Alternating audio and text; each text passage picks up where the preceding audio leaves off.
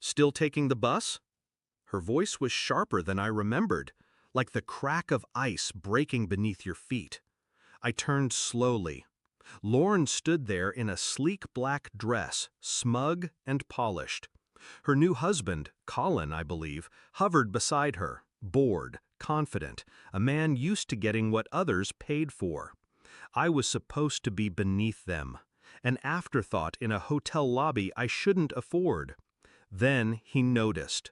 His gaze dropped to my wrist and froze.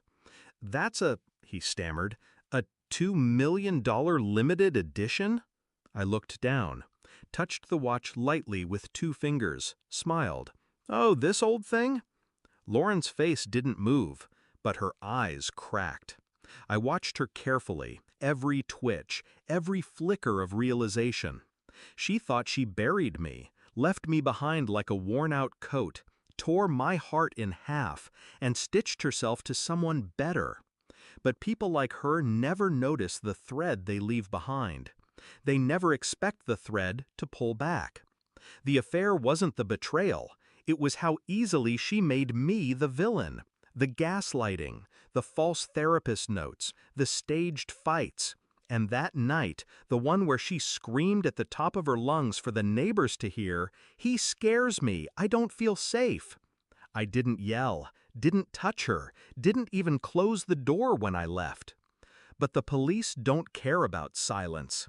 In court, she wept, crocodile tears in pearls and a soft navy suit. Said I was controlling, cold, said I didn't support her dreams, her art, her soul. Colin was in the gallery that day. I saw them exchange a glance when I stood to speak. The kind of glance you miss if you're desperate to believe love doesn't lie.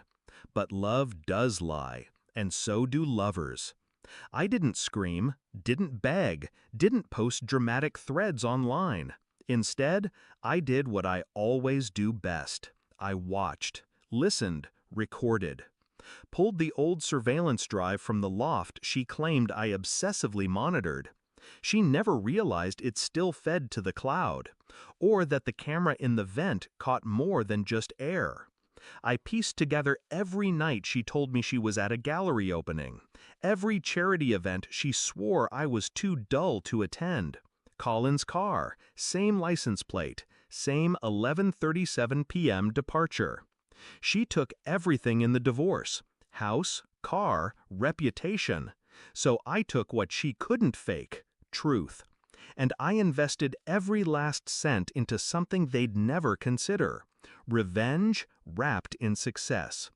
I turned the settlement into seed capital, started a boutique VC firm, hired the best, let them eat while I stayed in the dark. 5 years later, my firm owns 43% of Colin's tech company, through 5 different shells, none traceable to me, until today. I emailed the financial documents to myself before walking into the gala. The acquisition announcement had just hit. Colin was now working for me, and didn't even know it. He reached out to shake my hand, still unaware.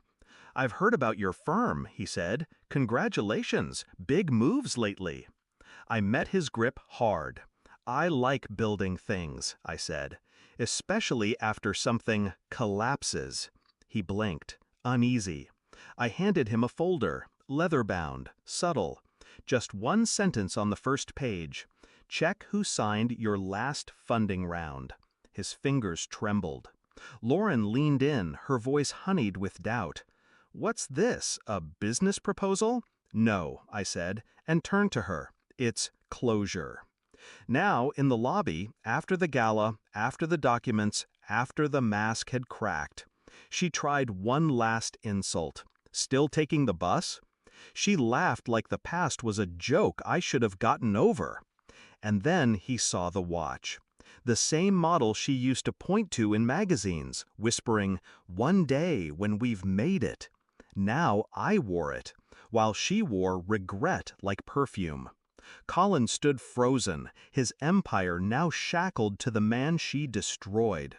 She realized it too late. I leaned in, just close enough, spoke low. Your lover built his kingdom on my ashes. Paused. Funny thing about ashes, they're fireproof.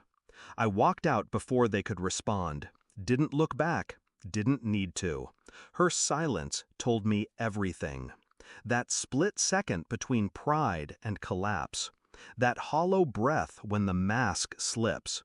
She thought betrayal would kill me. It didn't. It fed me.